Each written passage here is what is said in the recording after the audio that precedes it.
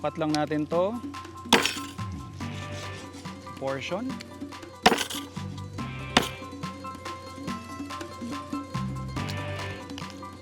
You'd often hear na pagsimani or black chicken, yung meat is black, feathers niya black, and in fact, pati yung kanyang innards, at least some of it, yan, black din. And ito namang breast part, we'll save this for a different dish.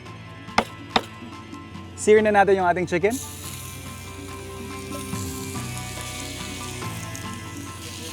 And habang nasa pan, season lang natin ng salt. Habang binabrown natin yung skin side ng ating mga chicken, prepare muna natin yung ating aromatics.